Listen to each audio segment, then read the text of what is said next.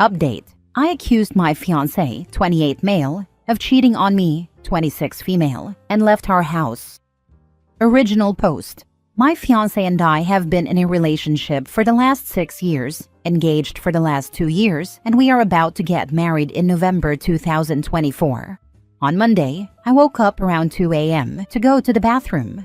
As I walked past my fiancé's side of the bed, his phone went off with a message. I got curious and looked. The message was from a girl called Angie.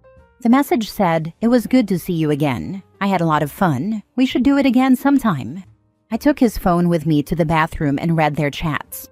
Nothing sexual or even flirty, but there were a bunch of conversations about meeting up at her place, what they did that day, and all the fun they were having. I remembered that yesterday I wanted to do something with him, but he couldn't because his sister was in town and they had arranged to meet and hang out for months now. He did invite me along, but I didn't go. I didn't want to take away from his time with his sister. My thoughts immediately went to him cheating on me, and I started to bawl like a baby in the bathroom. My fiancé came rushing into the bathroom to see what was going on. I was not as quiet as I thought I was in the end. When he came close to me and asked what was going on, I told him not to touch me. He looked hurt in that moment and took a step back. I gave him his phone and told him to explain himself through my tears. He took the phone, looked, and laughed. Then I saw him laughing. I got up and stormed out, locking myself in the spare bedroom. He came to the bedroom and through the door said he was sorry for laughing and tried to explain himself. Before he said anything else, I told him to leave. He then went back to our bedroom. That morning, before he woke up, I grabbed some of my things and came to my sister's house. I have been here since Tuesday morning, too afraid to go home. He sent me a message that morning saying he heard and saw me leave, but didn't want to stop me because of what happened the night before. Again, he said sorry for laughing, but the situation was just ridiculous in the moment, and his tired brain responded with laughter. I sent back some hurtful things and said that he's a cheater. He responded with, "Angie is a nickname for my sister Angelina." He told me to confirm with his sisters if I didn't believe him, and told me to check Facebook and Insta if I needed proof because pictures were posted of their meetup yesterday. He didn't say anything about the hurtful things I said to him or anything else, but he told me the house is open for me to come back anytime I like. And when I do, we will have a serious conversation about what happened and what will happen going forward. I'm scared to go home because I feel like he will be breaking up with me, and I don't want that. How can I handle this? I know I was wrong for the way I acted. I acted like a child. I overreacted. How can I fix this? What can I do now? Edit. Before someone asks, I have heard him refer to his sister as Angie in the past, but my brain didn't put it together that night. I have been at my sister's house since Tuesday morning, too afraid to go home, and the only texts I've gotten from him so far are asking if I'm okay and goodnight texts. When I tried to talk over the phone, he says, "We will talk when you are home," and won't do it over the phone. The conversation is to be had face to face. Now for the top advice before reading the update days later. How did you not put Angie and Angelina together as the sister of the man you were supposedly marrying? Especially when he told you he was meeting his sister and invited you to go? Sorry, sis, but this is your own damn idiotic fault. Shaking my head. Especially since y'all have been together 6 years. You mean in all that time you've never heard her called Angie? She has heard him call his sister Angie. OP is deeply insecure, and I suspect this is not the first time she's been overcome with jealousy. OP is not mature enough to get married. She's hiding, knowing she was wrong, instead of communicating. Even if you hadn't heard him call her Angie before, you knew that his sister's name was Angelina, which is obviously very similar, and that she was in town and he'd been hanging out with her, and you immediately jumped to assuming he was cheating? I'm sorry, but this is an absolutely buck-wild reaction. If he doesn't break up with you, you need to get yourself into therapy ASAP and figure out where this knee-jerk reaction came from. In fact, you really should do that either way, because this level of trust issue in an otherwise stable 6-year relationship is not normal unless you're leaving out something huge like past infidelity. Nothing like that at all. He has always been loving and never hide anything from me. We know the password to every device each other owns. I hate to be the a-hole, but I'm curious as to why cheating was the first thing you went to. If he's never given you a reason to believe he's cheating, and when he was especially clear about what and who he was going to see, I can't help but feel like there's some projection or guilt on your end. I don't know. It just seems insane to me that that's where your mind went to, and that's how you reacted. I was cheated on before by my previous boyfriend, and found out in an almost similar way. Now for the update days later. This morning I got ready to go home. Before I left, I had a final conversation with my sister, and she basically said the same as all of you. During our conversation, the doorbell rang and my sister went to see who was here so early on a Sunday. My fiancé walked in, and I was actually excited to see him. I went in to hug him, but he pushed me away. I felt hurt in that moment, and he asked to speak to me in private. We went up to the guest room where I was staying. I'm not going to say everything we discussed here, but the short version is this. He found it very childish of me to run out of the house without talking to him. He said he could forgive all of that because misunderstandings happen. But what he can't forgive is the way I acted, ignored him, and hid from him for the last week. My insecurities throughout these years have taken a toll on him, and he's done. The fact that a conversation with his sister caused me to do all of this made him see me in a different light. I did try to explain, and he laughed at me, saying my reasoning is BS, since not just he, but the whole family refers to his sister as Angie, and I know that.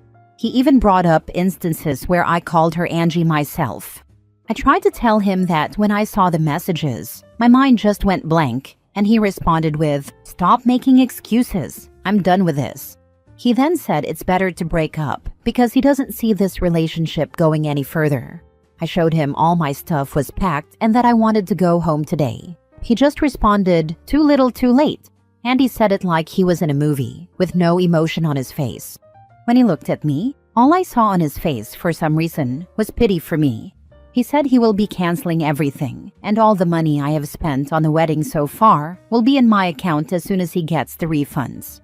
Before he left, he just said, "I hope you find someone who will be able to handle your childishness and insecurities, but that won't be me."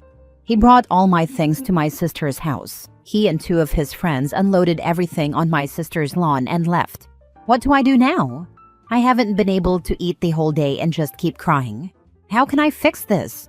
I was wrong, I know, but it's not fair that he dumped me because of this. Info: did you want him to cheat? Why were you so sure he was cheating when you literally know his sister's name is Angie? It sounds like you were almost looking for an out. Just break up with him. He deserves better. Saw your update. Good on him. What the heck do you mean it's not fair that he dumped you? I understand what he meant when he said you're childish. You literally sound like a toddler stomping your feet and saying, "It's not fair." It's absolutely fair. You disrespected him in your relationship by accusing him of infidelity, not letting him explain the extremely rational explanation, and then hiding at your sister's house for an entire week just to avoid facing the consequences of your actions. You need real psychological help if you were cheated on almost a decade ago and still use it as an excuse to be controlling, manipulative, jealous, and childish. I hope you learn from this experience and get the help you so obviously need. I wasn't. I have been cheated on before and my mind just went there. She had a lot of outs to save the situation. It sounds like, at the very least, if she had gone back home and faced her mistake after she realized what had really happened, he was willing to forgive her. But she childishly hid from him for days on end with no response. She asked for this outcome repeatedly. Honestly, this sounds like the last straw to me. Just reading the following line. My insecurities all throughout these years have taken a toll on him, and he is done. That just sounds to me like this is the last of a series of things stemming from her insecurity that have worn him down over the years. And this is the one that finally made him realize it's not going to get any better, and that if he marries her, it'll just be this in perpetuity. I have a friend who experienced something similar. Most people saw him split up with his ex-wife because of an argument, But in reality, it was the last straw in a long line of things that just wore him down, like him going away with friends, and she would just assume he'd cheated until proven otherwise. So he left her once he realized it wasn't changing, and that he didn't want to have to put up with that. Her mind just went blank, for literally days? To be fair, it sounds like 3 of the 4 hamsters in her brain were already on vacation anyway. Next story. I, 30 male, proposed to my girlfriend, 27 female, and her reaction left me confused and hurt. How do I approach this? I proposed to my girlfriend yesterday, and while I thought I planned something really special, I'm feeling confused and hurt by how things unfolded. She's always said she wanted 3 things in a proposal. 1, a custom ring she's always wanted, which cost $16,000, though price isn't the issue. 2, a beach proposal, and 3, a surprise. To make it special, I booked a trip to a beach resort she's always talked about. I planned everything around her: snorkeling, swimming, activities she loves. I even had the hotel create a fake itinerary so I could propose during a private walk on a secluded beach. There was a photographer afterward to capture the moment. On the drive back, she seemed off. We had dinner reservations at 7:30, but because the proposal location was 15 minutes away, we didn't make it back in time. The restaurant offered to send our meals to our room instead, so we ate by the fireplace, just the 2 of us. That night, she told me she was disappointed. She had wanted to celebrate at the restaurant and didn't like having a photographer because she hadn't done her nails. She kept bringing it up throughout the night, and I was honestly shocked. I apologized for not getting back sooner and for the photographer, explaining that I just wanted to capture a special moment in a place we likely wouldn't be able to return to. We ended up arguing because she kept saying room service didn't feel like a proper way to mark our engagement. But in my heart, I had hoped she would just appreciate everything I put into planning this and that we'd be happy simply spending time together. How do I approach this? I just feel so hurt. Now for the top advice. You absolutely certain she is the type of person you actually want to spend your life with? She sounds exhausting. If you're ever thinking of maybe canceling the engagement and rethinking marriage with her, please somehow get the ring back before the talk. She doesn't exactly sound like the kind of person who would give the ring back after a breakup. Makeup wanting to get it properly sized, or adding an embellishment, or heck, just go and pluck it from the side of the bed she's on or something. A $16K custom ring for this ungrateful bee? No. Sir, you need to run, and fast. As a woman, if this is how my weekend and engagement went, getting back to the room would not end in room service. It would end in fiancé service. Dump her. You gave her the dream proposal, but she got stuck on minor details instead of appreciating the love behind it. If she is more upset about a dinner reservation than the fact that you just asked her to spend forever with you, maybe it's time to rethink who you're proposing to. Her take is, she didn't do her nails or eat at the restaurant. This ain't it. What a bummer. Edit. I appreciate the reality check everyone's given, with respect to my obsession over the photographer. Perhaps it's a mea culpa thing in wanting to believe that maybe I did mess up somehow. Otherwise, her reaction makes no sense to me, but therein lies the truth, I suppose. Last story. I lied about being pregnant and now I'm paying dearly. A while back, I lied about being pregnant to try to get my ex to stay. We were engaged, and he came home and ended things in the middle of the day completely out of the blue. The end of that relationship sent me into a spiral. I was really unwell. I think part of the reason I was so broken is that the therapist we had been seeing was actually a close friend of his mom and was more an agent of the mom than a true therapist. The therapist is actually the one who ended the relationship for my ex. My ex's family would have me followed, threatened to call my car in stolen, and were always sending cops to my door, which scared my kids to death. Before I went off his phone plan, they'd use my call logs and location data to track me. The dad actually showed up at the house I was hiding at and started taking pictures of me in my car. It was bad, and I was mentally and emotionally really unstable. I lied for months to everyone and eventually claimed to have given birth to a stillborn. I feel like a total piece of crap for this. I know it was wrong, but I couldn't stop myself. I have a lot of hate toward myself for acting the way that I did and lying about something so god-awful.